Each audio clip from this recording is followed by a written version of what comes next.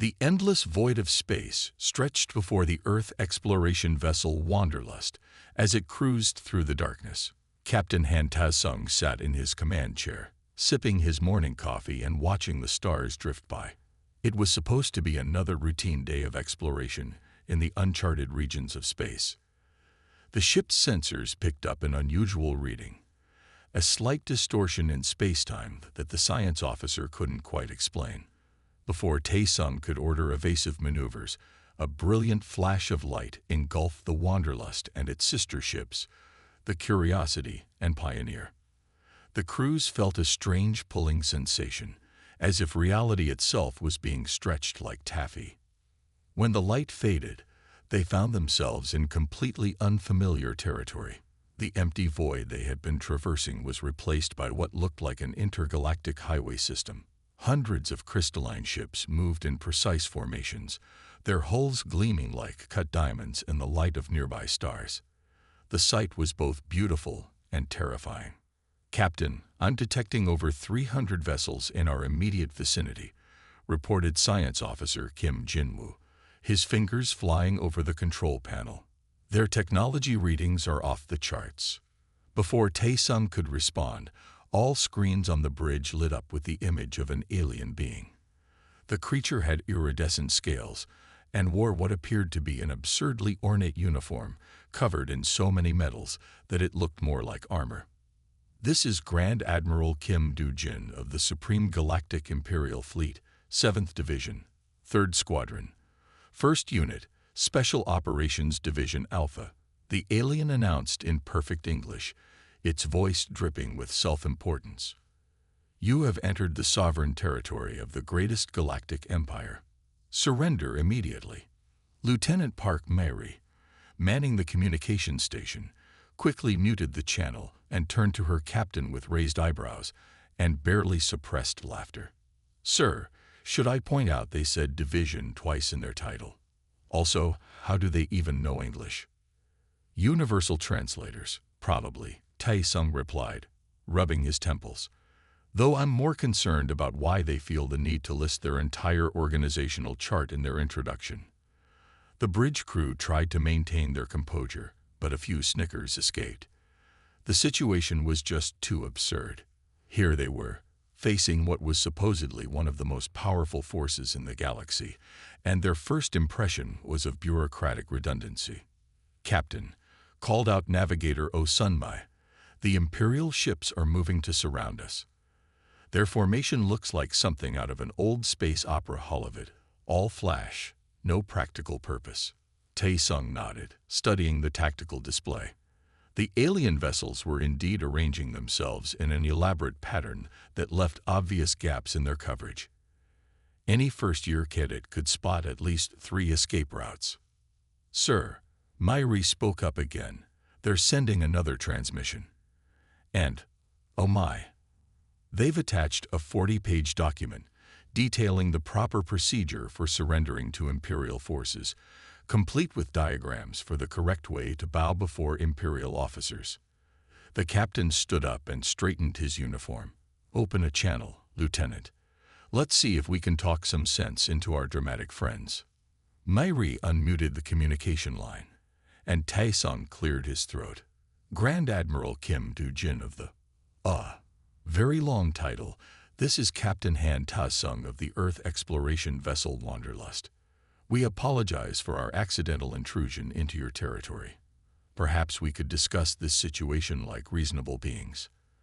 There was a long pause before the alien admiral responded, his scales changing color in what might have been indignation.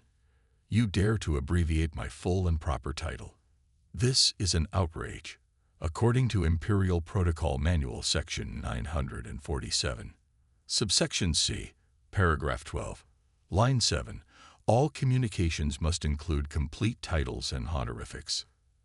At this point, Myri couldn't help herself. She burst out laughing, quickly trying to cover it with a cough. The rest of the bridge crew wasn't doing much better at maintaining their professional demeanor. "My sincerest apologies," Tae-sung replied, fighting to keep his voice steady. "We humans aren't used to such elaborate protocols." Perhaps we could focus on the matter at hand, namely, how we ended up in your territory and how we might peacefully resolve this situation. The Admiral's scales shifted to a deep purple. Peaceful resolution requires strict adherence to the Imperial Code of Conduct. First, you must submit Form GE 7249 in triplicate, then proceed with the ceremony of humble submission, followed by the ritual of Imperial Mercy, which takes approximately 6 standard solar cycles to complete. As the Admiral continued listing requirements, Tai Sung exchanged glances with his crew. They had faced many challenges in their exploration of space: hostile aliens, dangerous anomalies, even the occasional space monster. But somehow, none of them had prepared for encountering a galactic empire that appeared to be run entirely by bureaucrats with a flair for the dramatic. The day that had started so normally was quickly becoming one for the history books, though whether as a diplomatic incident or a comedy of errors remained to be seen. One thing was certain: Earth's first contact with the greatest galactic empire was not going according to anyone's expectations. After hours of complex negotiations and form-filling, the Earth vessels finally received permission to dock with the Imperial flagship, Eternal Radiance. The name seemed fitting. The massive ship sparkled with countless decorative lights that pulsed in intricate patterns, making it look more like a floating festival than a warship. Chief Engineer Kang Hao-won stood with Captain Tai Sung in the docking bay, watching as the Imperial delegation made their way through the airlock. The sight that greeted them was both magnificent and ridiculous. Senior Diplomatic Minister Lee Jin-ho entered first, wearing ceremonial robes that seemed to be made of living light. The fabric shifted colors with every movement, creating beautiful patterns that would have been impressive if the minister wasn't constantly getting tangled in them. Behind him, his assistant Young Suji moved with the practiced grace of someone who had spent far too much time dealing with such situations. Every few steps, she would dart forward to untangle her superior from his own clothing, all while maintaining an expression of perfect diplomatic calm. Most honorable representatives of the primitive, emerging civilization of Earth, Jin-ho began, then stopped as his sleeve caught on a nearby handrail. Suji quickly moved to free him, and he continued as if nothing had happened. "We welcome you aboard the greatest vessel in the Imperial fleet." Hai-wan glanced around the docking bay, her engineer's eye noting the excessive use of decorative materials, where structural reinforcement would have made more sense. "Thank you for having us," she said politely, while mentally calculating how much power was being wasted on the unnecessary light displays. The Imperial Minister managed 3 more steps before his robes wrapped around his legs. As Suji worked to free him again, he attempted to maintain his dignity by launching into a prepared speech. "I must address a matter of grave concern. Your ships," he declared, waving an arm that immediately became entangled with a nearby sensor array, "lack the proper ceremonial illumination sequences required by Imperial Decree 7249B. Subsection Gamma." "You mean the fancy light show?" Ha-won asked, unable to keep the amusement from her voice. "We turned those credits toward better shield generators instead." She paused, studying the nearby Imperial power conduits with growing concern. "Also, your engine configuration is bleeding energy like a sieve." Jin-ho's face turned an interesting shade of purple. "How dare you? Our technology is the pinnacle of galactic achievement. We have spent centuries perfecting the artistic integration of form and function." "Sure, but your plasma containment field is fluctuating by at least 3%, Ha-won pointed out. "That's enough waste energy to power a small city. And why do you have crystalline resonators in your power grid? Those went out of style on Earth decades ago because they're so inefficient." Suji, who had finally freed her superior from the sensor array, showed a flash of interest. "You can see the power grid fluctuations from here." "Basic engineering principles," Ha-won shrugged. "The vibration pattern in your deck plating gives it away. Plus, your lights flicker slightly every time your warp core cycles, which shouldn't happen with a properly calibrated system." Jin-ho tried to draw himself up to his full height, but the movement caused his robes to catch on yet another piece of equipment. Our systems are perfect. The fluctuations are part of the artistic expression of our technological superiority.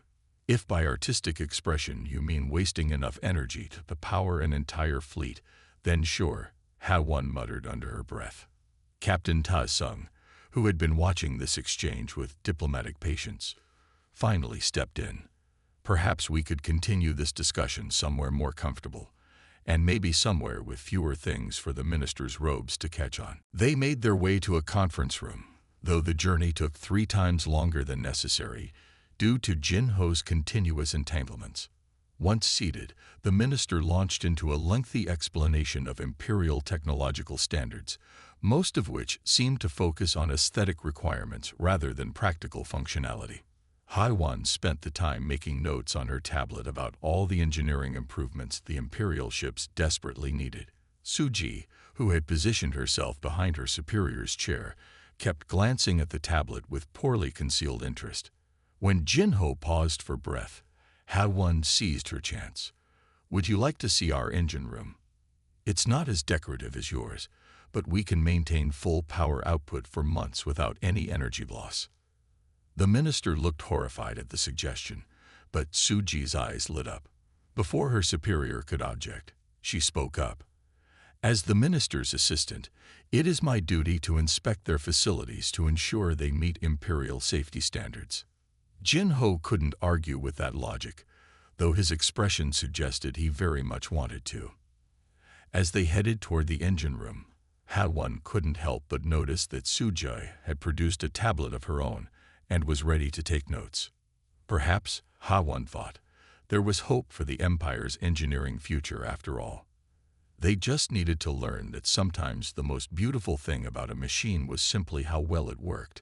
The Imperial Command Station hung in space like a giant crystalline snowflake, its countless spires and towers glittering with ceremonial lights. Inside the grand reception hall, Commander Choi Da-hyun stood at rigid attention, watching as the human delegation prepared for their formal presentation of diplomatic credentials. The room was packed with imperial dignitaries, all wearing their most elaborate ceremonial garments. The air was thick with tension and the faint scent of expensive perfumes. Da-hyun had spent weeks preparing for this moment, ensuring every detail met the exacting standards of imperial protocol. Ambassador Song Minna stepped forward, her simple Earth diplomatic uniform standing in stark contrast to the ornate clothing around her. She smiled warmly at the assembled crowd, seemingly oblivious to the horrified looks she received when she pulled out a standard data tablet instead of the traditional crystalline scroll. Esteemed representatives of the greatest galactic empire, Minna began, tapping her tablet. A holographic display sprang to life above the central table. "We come bearing greetings from Earth, and a presentation that we believe will help bridge our cultural differences." The first few slides were standard diplomatic fare, pictures of Earth, statistics about human civilization, and brief historical highlights. But then, to Da-hyun's mounting horror, the presentation took an unexpected turn. "And now," Minna continued cheerfully, "to help illustrate human culture and our perspectives, I'd like to share some of our most treasured historical artifacts." The hologram shifted to show a grumpy-looking cat with text overlaid on its image. "This," she explained, pointing to the grumpy cat, "is how we feel about unnecessary bureaucratic procedures." The cat's disapproving expression seemed to stare directly at the mountain of paperwork that had been prepared for the ceremony. Several junior imperial officials gasped. One elderly minister clutched his ceremonial pearl strands in shock. Supreme Chancellor Park Jun-seo, leader of the Imperial Diplomatic Corps, turned an interesting shade of green. Minna, either not noticing or choosing to ignore the reactions, continued enthusiastically. "And here's another classic example of human communication." The hologram changed to show a cat sitting at a table with a confused expression. "This one represents our reaction to receiving your 7,000-page manual on proper greeting protocols." Da-hyun watched in fascination as the human ambassador proceeded to explain complex diplomatic concepts using what she called memes, ancient human communication tools that seemed to primarily feature cats in various situations. The imperial dignitaries' reactions ranged from scandalized to intrigued, with no middle ground. Is she comparing our sacred imperial consultation process to a feline knocking objects off a table? Whispered Vice Minister Kim Yoo-jin, her voice trembling with either outrage or suppressed laughter. Da-hyun couldn't quite tell. The presentation continued, with Minna explaining human perspectives on everything from trade agreements to cultural exchange programs, all through the lens of these strange historical images. What made it even more bewildering was how her explanations actually made sense, in an oddly logical way. And finally, Minna said, displaying an image of a cat wrapped in what appeared to be traditional Earth bread, "This represents our hope that our two civilizations can come together in unexpected but delightful ways." The silence that followed was deafening. Supreme Chancellor Park slowly rose from his seat, his ceremonial robes rustling like angry leaves. But before he could speak, something unexpected happened. A young imperial aide in the back of the room snorted with laughter. The sound echoed through the chamber like a thunderclap.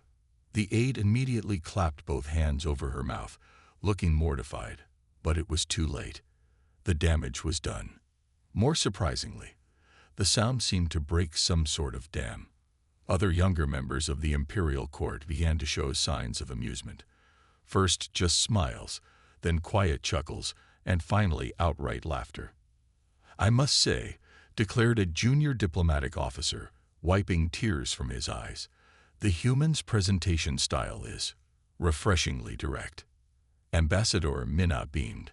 "We believe that sometimes the best way to understand each other is through shared humor. After all, if we can laugh together, we can work together." Da-hyun watched in amazement as the formal reception transformed into something entirely unexpected. Young imperial officials were crowding around Minna, asking questions about these memes and their cultural significance. Even some of the older dignitaries seemed to be hiding smiles behind their ceremonial fans. Supreme Chancellor Park, however, remained unamused. "This is unprecedented, unorthodox, completely against all protocols." "Yes," Minna agreed cheerfully, "but isn't that what makes it memorable? And isn't diplomacy about making memorable connections?" As the reception continued, Da-hyun realized he was witnessing something extraordinary. The humans had managed to crack the famously rigid imperial diplomatic court, not through formal procedures or elaborate ceremonies, but through ancient pictures of cats with funny captions. Perhaps, he thought, watching Minna teach a group of young officials how to create their own memes, there was something to be learned from the humans' unconventional approach after all. The vast expanse of space around the Imperial Command Station became a stage for what the Empire called their grand display of absolute power. 1,000 crystalline ships moved in perfect synchronization, their formations creating geometric patterns that sparkled like constellations against the dark void. Admiral Baek-hyun-ki stood proudly on his flagship's bridge, watching as his fleet executed maneuvers that had taken months to choreograph. "Let the humans witness true military precision," he declared to his crew. "Show them what real space warfare looks like." Captain Yoon Ji-woo of the Earth vessel Curiosity watched the display through her main viewport, drumming her fingers on her armrest. "Well, they certainly know how to put on a show," she muttered. "Navigation, what do you make of their formation?" Her navigation officer, Lee Min-jae, studied the tactical display. "It's pretty, Captain, but they're leaving themselves wide open. Those patterns have more holes than my grandmother's lace doilies." Jae-woo grinned. "Then perhaps we should show them how Earth ships dance." She opened a channel to her sister ships. "Wanderlust Pioneer, are you thinking what I'm thinking? If you are thinking about giving them a proper Earth welcome, we're right with you," came the reply. Jae-woo turned to her communications officer. "Upload that ancient Earth music file we discussed. You know the one." As the Imperial fleet completed another perfect geometric pattern, the three Earth ships suddenly sprang into action. The Curiosity executed a flawless barrel roll, spiraling through the center of the Imperial formation, while broadcasting an ancient Earth song at full volume on all frequencies. Admiral Hunkey's jaw dropped as the human vessels began moving in completely unpredictable patterns. "What are they doing?" he demanded. "Those maneuvers make no tactical sense." His tactical officer, Kim Do-yeon, frantically worked at her console. "Sir, they're moving in patterns from something called Space Invaders. Our computers can't predict their movements because they're following the logic of an ancient Earth entertainment program." The Imperial formation began to fall apart as the human ships weaved through their ranks, each one moving in a different classic video game pattern. The Pioneers zigzagged like a Galaga fighter, while the Wanderlust performed perfect asteroid-style rotations. "Sir," reported a panicked sensor operator, "the humans are not following any known tactical doctrine. They're just playing." The Imperial ships, programmed to respond to standard military maneuvers, couldn't adapt to the chaotic but surprisingly effective movements of the Earth vessels. Several crystalline ships nearly collided trying to maintain their formation while the humans danced through their ranks. "This is impossible," Hyumki shouted as the Curiosity spun past his flagship, still broadcasting that infuriatingly catchy Earth music. "No proper military force behaves this way." Captain Ji-woo's voice came over the command channel, sounding thoroughly amused. "Who says warfare has to be proper? Sometimes the best strategy is to be unpredictable." The Imperial tactical computers were having a meltdown trying to analyze the human maneuvers. They kept attempting to find complex military strategies in what was essentially a recreation of classic arcade games. "Sir," Do-yeon reported, "some of our younger crews are. They're starting to imitate the human ships." To Hyumki's horror, he saw that several Imperial vessels had broken formation and were attempting their own barrel rolls. The carefully planned display of Imperial might had transformed into something that looked more like a chaotic dance party in space. The humans continued their video game-inspired maneuvers, while more and more Imperial ships abandoned their formations to try these new, exciting ways of flying. Captain Ji-woo's tactical officer reported, trying not to laugh, "I think we've started a trend. The Imperial ships are requesting information about these ancient Earth combat techniques." Ji-woo leaned back in her chair, watching as a group of Imperial ships attempted to recreate the Pac-Man pattern. Well, who would have thought that humanity's greatest contribution to galactic warfare would be arcade games from the 20th century? Admiral Hyunki could only watch in dismay as his perfect military demonstration dissolved into what looked like a zero-gravity festival. The worst part was that he couldn't even claim the humans were being disrespectful. Their maneuvers, while unorthodox, showed impressive skill and control. "Should we perhaps," suggested his first officer quietly, "ask them to teach us some of these ancient combat techniques?" Hyunki sighed deeply, watching as another squadron of his ships attempted to recreate what they were calling the Space Invaders formation. The day that was supposed to demonstrate Imperial military superiority had instead revealed something unexpected. Sometimes the best way to approach space combat wasn't with rigid formations and complex battle plans, but with the joyful unpredictability that humans seem to have mastered. And somewhere in the midst of this chaos, the Earth ships continued their dance, their crew's laughter mixing with the echoes of classic Earth music across all frequencies. The inspection of the Earth vessel Wanderlust started routinely enough. Imperial Tech Inspector Nam Seo-jun strode through the corridors in his pristine white uniform, making notes on his crystalline tablet about the ship's obviously inferior design. But nothing had prepared him for what he found in the engine room. Engineer Kang guided him through the entrance, her boots making solid sounds on the metal grating. The room hummed with the powerful throb of the warp core, but what caught Seo-jun's attention first was the startling array of physical controls covering the walls. What is this?" he stammered, approaching a large panel filled with switches, buttons, and analog displays. His hands trembled as he reached out to touch one of the manual controls. Are these actual physical interfaces? Kang nodded proudly. Every system has manual overrides. We can control the entire ship without a single neural link or psychic interface. Seo Jun's face turned pale. But that's primitive. The Empire moved beyond physical controls centuries ago. How can you possibly maintain precise control without direct mental connection to your systems? Watch this, Kang said, her fingers dancing across a keyboard. The warp core's rhythm changed smoothly, power levels adjusting with perfect precision. Sometimes the old ways work best. Besides, you can't hack a mechanical switch. The inspector's eyes wandered to a cluster of backup systems mounted on the wall. His professional composure finally cracked when he saw what was holding them in place. What is that? That gray substance? Is that some kind of emergency field generator? That's duct tape, Kang explained, patting the silver-gray strips affectionately. Humanity's universal repair tool. It's been keeping our technology functioning for centuries. Want to see something really wild? We still use keyboards. Seo Jun had to lean against a console for support. Keyboards. Like physical input devices, but how do you interface with your quantum processors? We type, Kang said simply, demonstrating on a nearby terminal. Look how fast and reliable it is. No neural feedback headaches, no psychic interference, and it works even if the main power is down. The inspector pulled out his scanning device, waving it over the various systems. His confusion grew with each reading. This makes no sense. Your efficiency ratings are higher than our latest neural interfaces, but you're using technology that should be in a museum.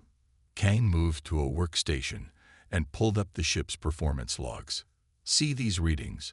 We've been running at peak efficiency for months. When was the last time your ships went that long without a neural calibration? Seo Jun's professional pride warred with his growing fascination. But our systems are more advanced. We have quantum-entangled processors, psychic enhancement fields.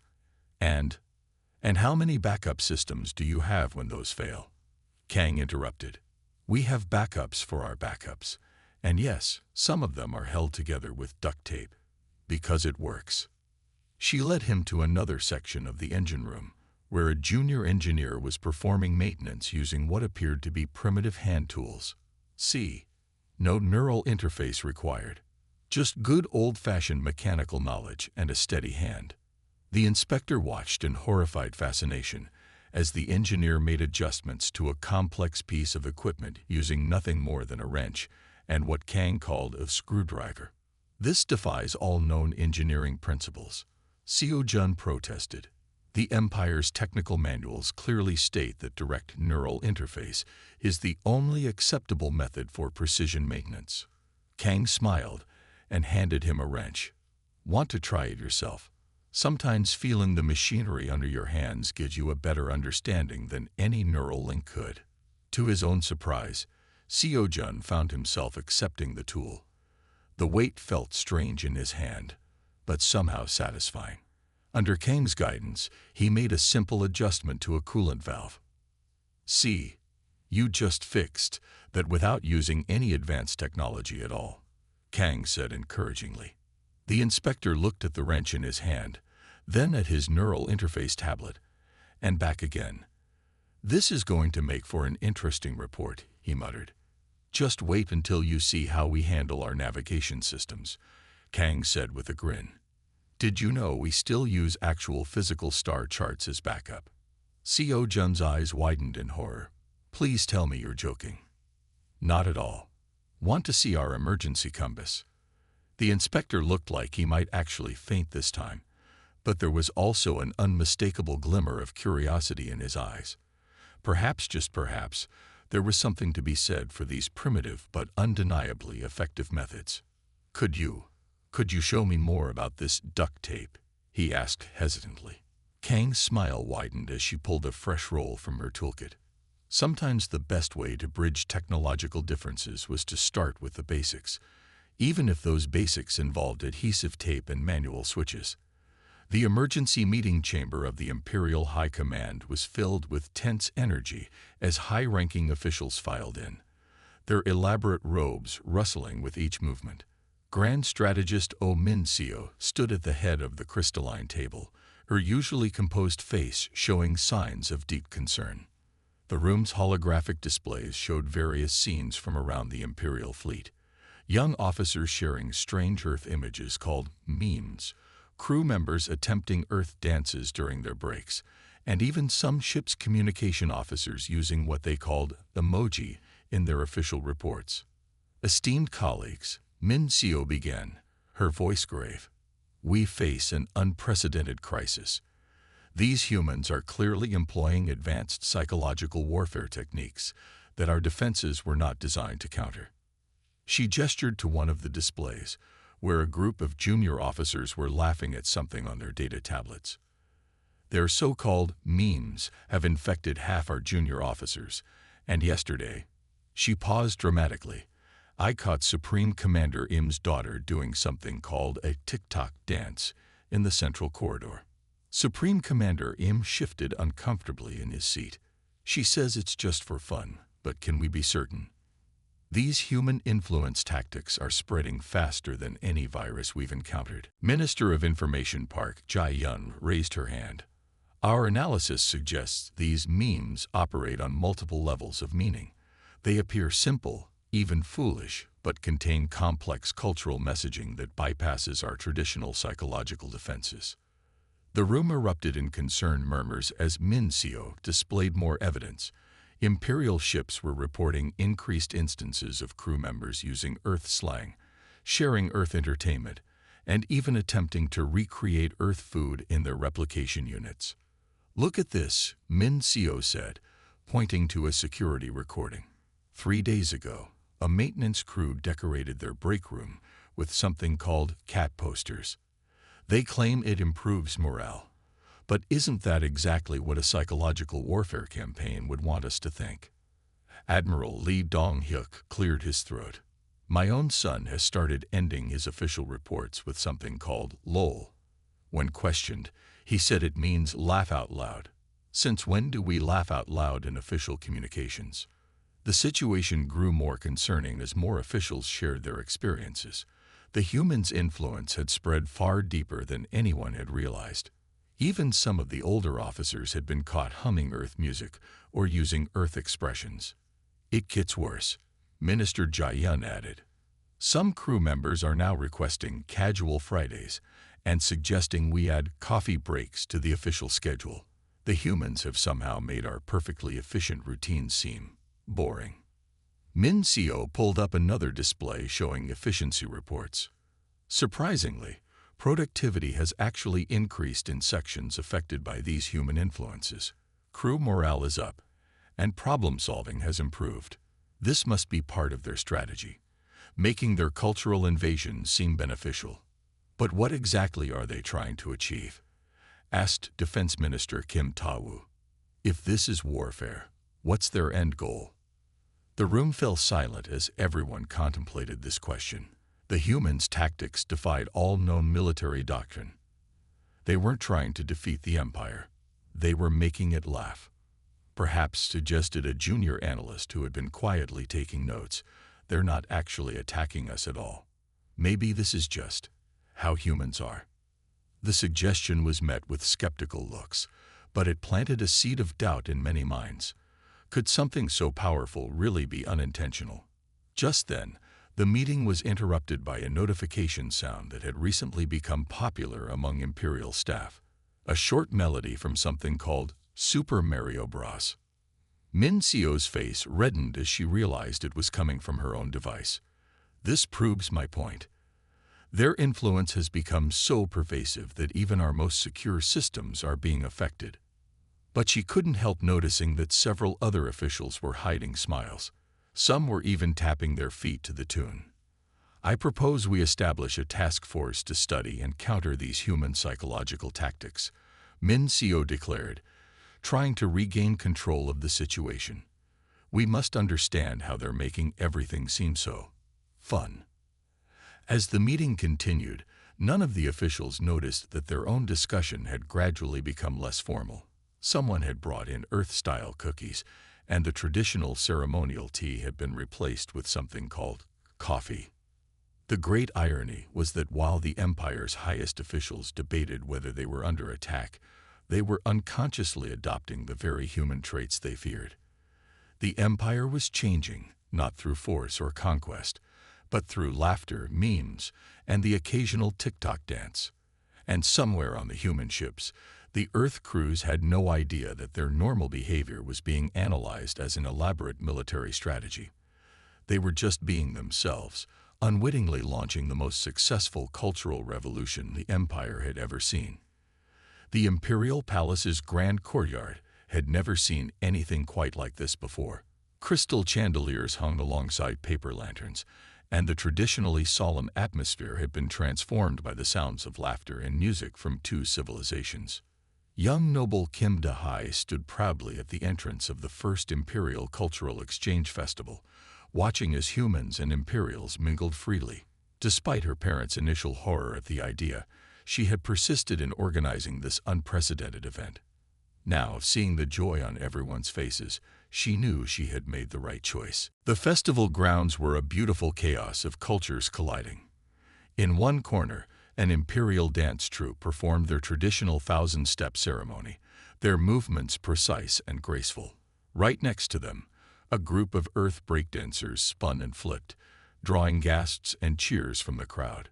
Some young imperial nobles had even joined in, their ceremonial robes swirling as they attempted to learn Earth dance moves.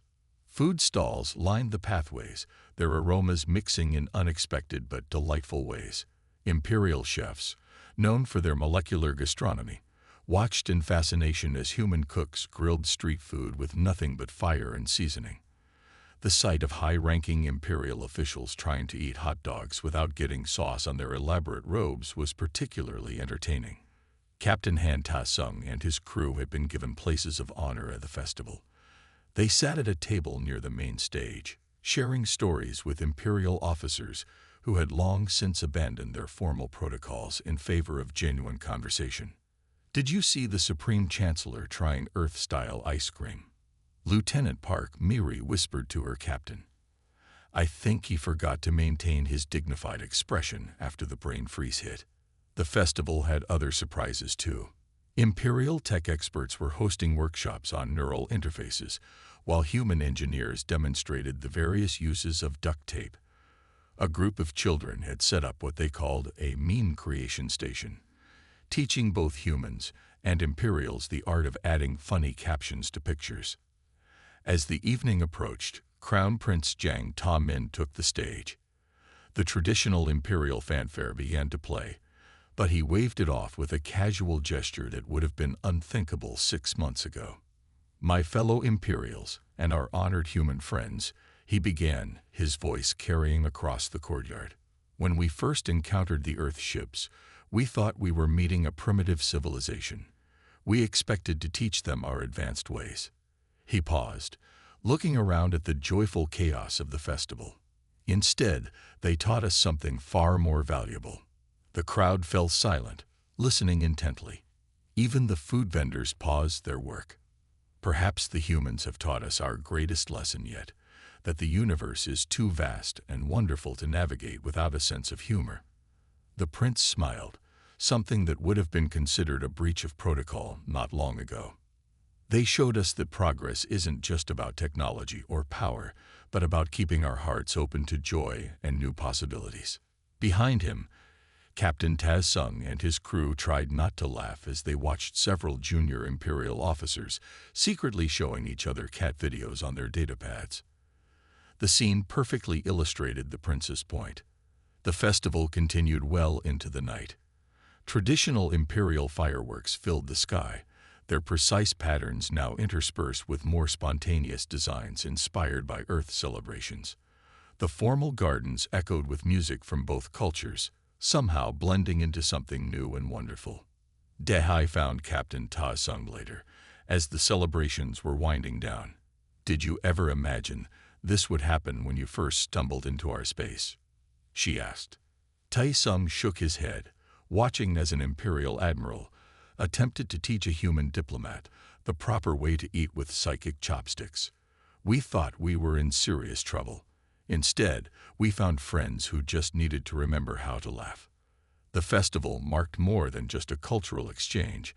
It was the beginning of a new era for both civilizations. The Empire learned to balance its grandeur with joy, while humans gained access to advanced technology, though they still insisted on keeping their manual overrides and duct tape. As the last guests departed, someone started playing "Never Gonna Give You Up" through the palace's communication system. Instead of being scandalized, the Imperial Guard started dancing. The universe, it seemed, had a sense of humor after all. And so began a new chapter in galactic history, marked not by war or conquest, but by shared laughter, cultural exchange, and the occasional cat video. The greatest empire in the galaxy had been transformed not by force, but by memes and the simple human ability to find joy in the absurd. The end.